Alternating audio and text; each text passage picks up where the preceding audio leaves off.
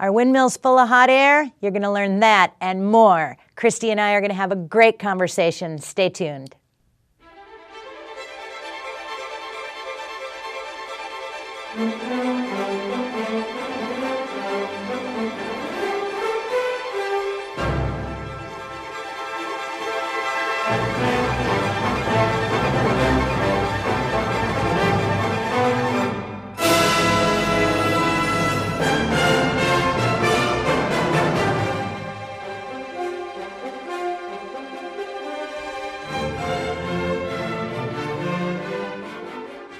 This is Libertarian Viewpoint, and I'm your host, Sue Jeffers.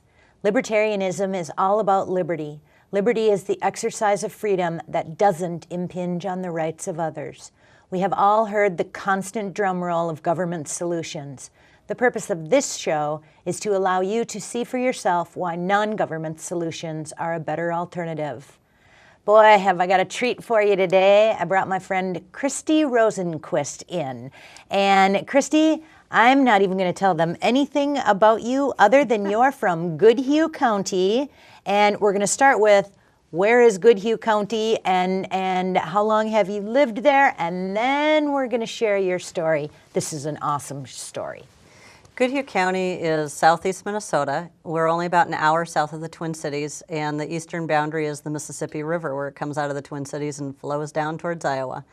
And where I live is about halfway between Red Wing, Minnesota and Rochester, Minnesota.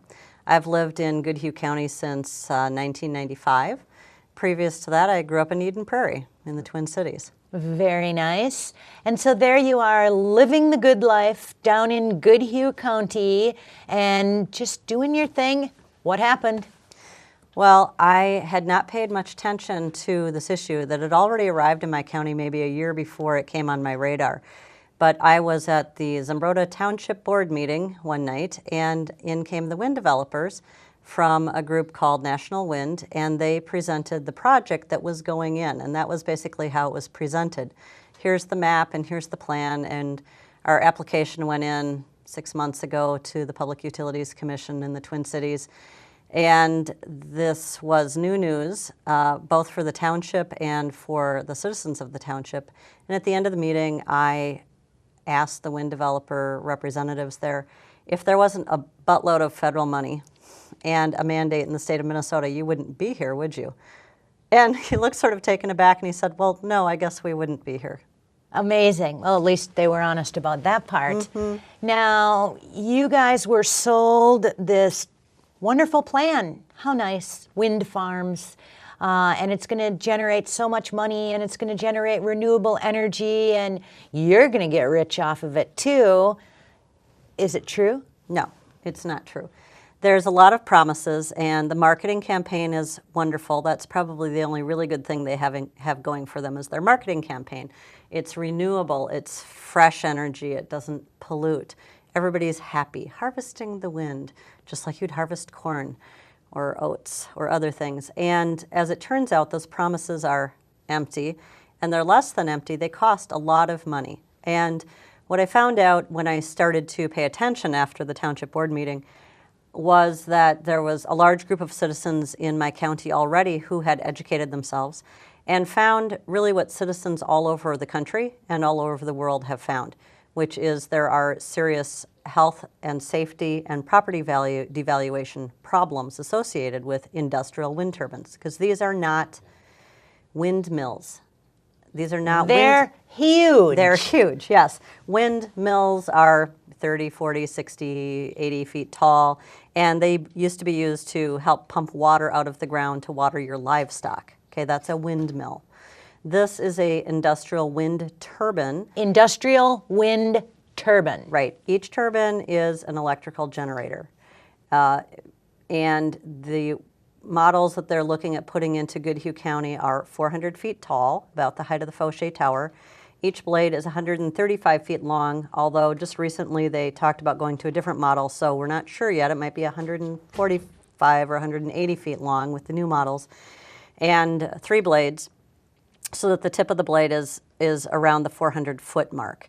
And the tips of the blades, when they're turning, I've heard that they are moving anywhere between 150 and 200 miles an hour. Oh my gosh. Yeah, so if you see it very, very, very far off, many, many miles away, it looks sort of graceful and it sort of Pretty looks and quiet. slow moving because the blade is so long and you're so far away. But in fact, it's enormous, so it's moving. And then, of course, they have just general mechanical problems, which you would have with that kind of size of equipment. They get struck by lightning, and sometimes that causes them to light on fire and burn. And since they're so high in the air, there's really nothing the fire department does except show up and go, oh, Watch it burn. Yes, burning turbine. They sometimes have braking failures so that they spin out of control instead of shutting down, and then it sort of looks like self-destruction. There's videos on YouTube people can call up if they want to see this, and the blades eventually hit the tower, and then the whole thing just sort of explodes and the parts fly everywhere. And then they have sometimes the blades, which weigh about 7 tons each, simply detach from the nacelle when there's some sort of a failure. And then I guess we have the world's largest lawn dart.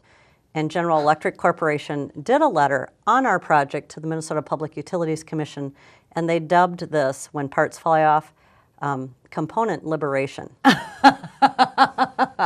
Component liberation.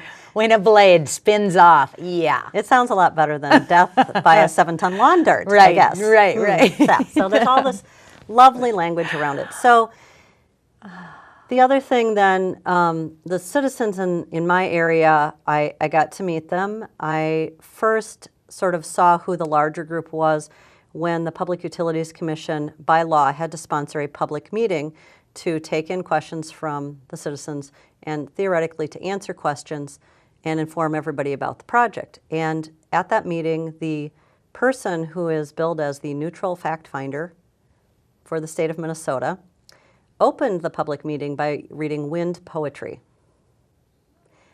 and about how beautiful the wind was, how lovely it was. And he's neutral. He's neutral. That's our neutral fact finder. And the meeting didn't get a lot better after that. So I knew that there was a problem and that I needed to know more. At that point, citizens there had already gone to the county. Goodhue County had an ordinance in their zoning ordinances for, often they're called WECS, Wind Energy Conversion System. And the big ones are called LWECS, Large Energy Wind. Clever. Yes, Large Wind Energy Conversion Systems. And they wanted the county to update its ordinance because the size of turbines was larger. Minnesota laws had changed. A lot of things had changed since there was originally a wind ordinance put in place. And through the pushing of citizens, they did update their ordinance, and that was updated just a little over a year ago today. And it was passed by the county. And again, when a subcommittee in our Planning Advisory Commission looked at the information on these large industrial wind turbines, they found the same thing citizens had. There are serious health, safety, and property value concerns, and so they wrote a much stricter ordinance that requires setbacks from residences, setbacks from roadways.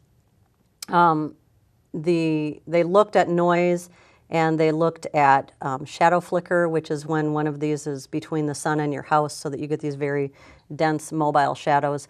And in the end, the county decided, rather than trying to go through the pain and expense of measuring noise and shadow flicker, to simply require a minimum setback distance from homes that are occupied by people of 10 rotor diameters. That way, if you have a really big turbine, it has to be further away, and if you have a much smaller turbine, it could be closer to someone's home. Which makes so much sense.